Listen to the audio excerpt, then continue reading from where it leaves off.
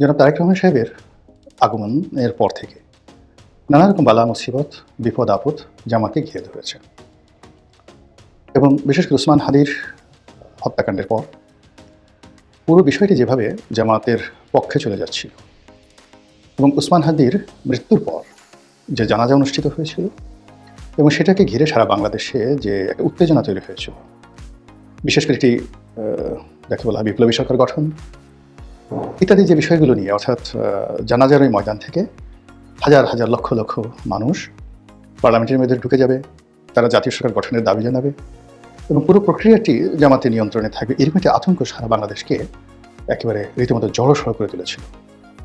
তো সেই ঘটনার প্রেক্ষিতে বিএনপি ওই সময়টাতে তটস্থ ছিল।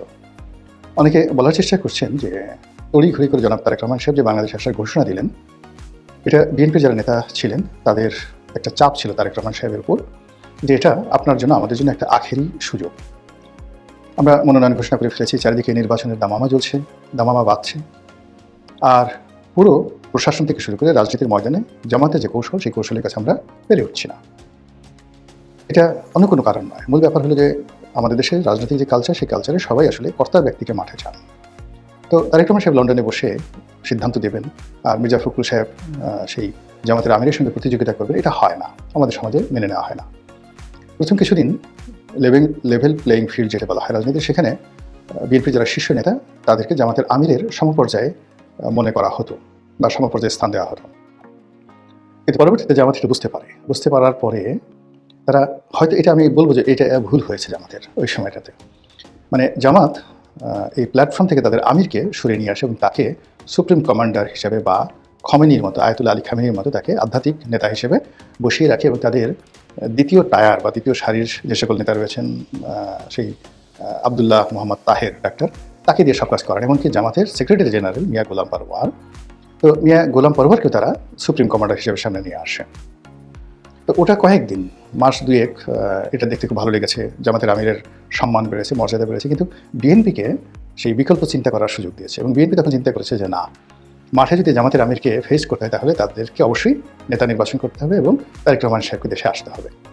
তো তারেক রহমান সাহেব আসলে যেটা বিপ্লব হবে, এটা আমরা অনেক আগে, এমনকি যখন 2012-13 সনে সেই পার্লামেন্ট চালু ছিল, বিএনপি পার্লামেন্ট ছিল, বিএনপির নেতারাও কিন্তু গর্ব করে বলতেন যে এমন একটা সময় আসবে যখন তারেক রহমান সাহেব আসবেন এবং সকল বাধা বিপত্তি সব দূর হয়ে যাবে।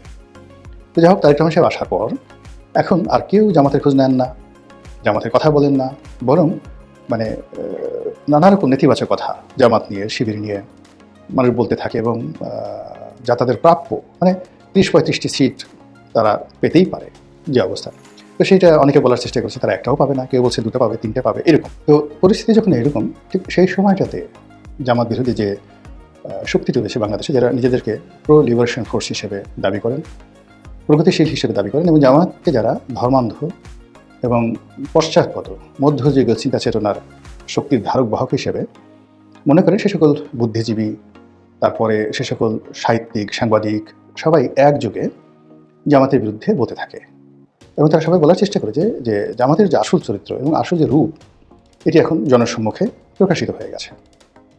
আর এই কারণে বিশেষ করে ডেইলি স্টার এবং প্রথম আলোর এই ন্যাক্কারজনক ঘটনার পর জামাত ভবিষ্যতে কী করতে পারে এবং তারা কতটা নির্মম হতে পারে, নিষ্ঠুর হতে পারে, এটা এখন জনগণের কাছে ওপেন হয়ে গেছে। এবং তখন তারা বলার চেষ্টা করছিল যে এখন যদি কোনো ইলেকশন হয়, এবং বিশেষ করে জগন্নাথ বিশ্ববিদ্যালয়ের যে ছাত্র সংসদ নির্বাচনের কথা হচ্ছিল, তো সেটা নিয়ে সবাই বলার চেষ্টা করছিল যে এখন যদি নির্বাচন হয় জামাত সেখানে জয়লাভ করতে পারবেন। এবং আপনারা জানেন যে ইতিপূর্বে রাজশাহী বিশ্ববিদ্যালয়, জগন্নাথ বিশ্ববিদ্যালয়ের আগে যেটা রাজশাহী বিশ্ববিদ্যালয় ছাত্র সংসদ ডাকসু এবং জাহাঙ্গীরনগর বিশ্ববিদ্যালয় জাকসু, এই নির্বাচনে জামাত ভূমিধস বিজয় লাভ করেছে এবং এগুলো ছিল জনাব তারেক রহমান সাহেব বাংলাদেশে আসার আগে। তো তারেক রহমান সাহেব বাংলাদেশে আসার পরে যেহেতু একটা রাজনৈতিক পরিবেশ পরিস্থিতি তৈরি হয়েছে, একটা আলাদা ভাইব তৈরি হয়েছে, ছাত্রদলের যারা নেতাকর্মী রয়েছেন তাদের মধ্যে একটা উদ্দীপনা চলে এসেছে এবং আমাদের দেশে যে ক্ষমতা কেন্দ্রিক রাজনীতির যে একটা ভাইব থাকে, যে ক্ষমতা যেদিকে সেদিকে সাধারণত ভোট যায়, তো সেটা জগন্নাথ বিশ্ববিদ্যালয়ের যে ছাত্র সংসদ নির্বাচন সেখানে হবে, এই ভরসা করে যারা বলেছিল তাদের সবার মুখে চুনকালি। নির্বাচন হলো, সেই নির্বাচনে শিবির আগের মতো জয়লাভ করলো, ঢাকা বিশ্ববিদ্যালয় বা অন্যান্য বিশ্ববিদ্যালয়ের মতো জয়লাভ করলো এবং এখানে ছাত্রদল কিছুই করতে পারলো না। এখন সমস্যা হয়ে গেল যে এই যে তারেক রহমান সাহেবের আগমনে এখনও পর্যন্ত যে ভাইবটা চলছে, যে হাইপ তোলা হয়েছে বা তাকে যেভাবে ভবিষ্যৎ প্রধানমন্ত্রী হিসেবে লোকজন সম্বোধন করছে, তো তার প্রভাব কোথায়? জগন্নাথ বিশ্ববিদ্যালয়ের এই ভোটে কেন এই প্রভাব এলো না? এখনও কেন মানুষ জামাত এবং শিবিরকে দেখতে বেলায় ভোট দিচ্ছে? এটা মানে যারা বিএনপির পক্ষের লোক তাদের জন্য খুবই বিব্রতকর, সেন্সিটিভ, স্পর্শকাতর। আর তারেক রহমান সাহেবের জন্য আরও বিব্রতকর যে এই প্রথম যে একটা নির্বাচন হলো জগন্নাথে, এখানে তারেক ম্যাজিক শো করা গেল না, অথচ এটা খুব দরকার ছিল। যে কোনো মূল্যে এই বিজয়টা দরকার ছিল। এখন মির্জা ফখরুল সাহেব বলছেন যে আমরা গবেষণা করছি বা গবেষণা করব। তো গবেষণা করতে তো অনেক সময় বছরের পর বছর লাগে। নির্বাচন তো আর মাত্র বেশি দিন নেই। ফেব্রুয়ারি মাসের 12 তারিখে যদি নির্বাচন হয়, 1 মাসও তো নেই। তো সেখানে আপনি এখন এই গবেষণা করে আপনি কী করবেন বলেন? তো এই গবেষণা তারা করবেন। আর অন্যদিকে জামাতের যারা লোকজন তারা আবার তাদের যে পাক বা পাখনা এরা ঝাপটা দিচ্ছে যে এত কিছুর পরেও আবার মানুষ শিবিরকে ভোট দিল। মানে এরা তো যেন তেন মানুষ নয়। জগন্নাথ বিশ্ববিদ্যালয় এই মুহূর্তে বাংলাদেশের শ্রেষ্ঠত্বের দিক থেকে দ্বিতীয় পর্যায়ের, মানে দ্বিতীয় সেকেন্ড ফেমাস ইউনিভার্সিটি। ঢাকা বিশ্ববিদ্যালয়ের পরেই তাদের অবস্থান। একসময় জাহাঙ্গীরনগর ছিল, কিন্তু এখন জগন্নাথ বিশ্ববিদ্যালয়, এবং ঢাকা একেবারে কেন্দ্রে।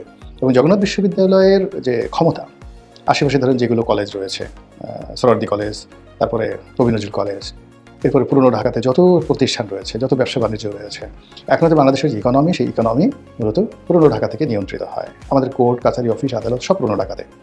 ঢাকা ডিসি অফিস, জজ অফিস, মেট্রোপলিটন পুলিশের অফিস, এমনকি কেরানীগঞ্জের জেলখানা, সব এর যে এই সেন্ট্রাল পয়েন্টে জগন্নাথ বিশ্ববিদ্যালয়ে যারা ছাত্র সংসদে থাকবেন তারা ঢাকা বিশ্ববিদ্যালয়ের সে ক্ষমতাধর। বিকজ অল কমার্শিয়াল যে স্পেসগুলো রয়েছে এবং কমার্শিয়াল হাবগুলো রয়েছে, কমার্শিয়াল অপরচুনিটিসগুলো রয়েছে এবং অ্যাডমিনিস্ট্রেটিভ যে হাবগুলো রয়েছে, সব কিন্তু ওই জগন্নাথ বিশ্ববিদ্যালয় কেন্দ্রিক। এবং ওখানে যারা নেতা হবেন তারা ইচ্ছে করলে অনেক কিছু করতে পারেন। এবং অর্থনীতির একেবারে চাকানা ঠিক হৃৎপিণ্ডটা, ইসলামপুর ধরেন, বংশাল, তারপরে মিটফোর্ট, নবাবপুর, এই পুরো অঞ্চলটা তো জগন্নাথ বিশ্ববিদ্যালয়ের যারা নেতা তাদের কথা মতো চলে। সদরঘাট তাদের কথা মতো চলবে, গুদারাঘাট তাদের কথা মতো চলবে, কেরানীগঞ্জ তাদের কথা মতো চলবে। তো কাজে সেই জায়গাটাতে জামাত ঢুকে গেছে, একেবারে ঢাকার গেটওয়ে, সব কমার্শিয়াল গেটওয়ে। পাশে বাংলা বাজার আছে, বাংলা বাজারের পরে আলু বাজার আছে, বেগম বাজার আছে, মানে যত পাইকারি বাজার আছে কাঁচামাল থেকে শুরু করে সব কিছু এখনও পর্যন্ত ওই এলাকা নিয়ন্ত্রণ করে। তো জাহাঙ্গীরনগর ইউনিভার্সিটি, রাজশাহী ইউনিভার্সিটি ওই দিক থেকে কমার্শিয়াল ফিজিবিলিটি নেই, যেটা জগন্নাথের আছে। তো সেখানে শিবির তাদের যে কে বলা হয় বিজয় নিশ্চিত করলো।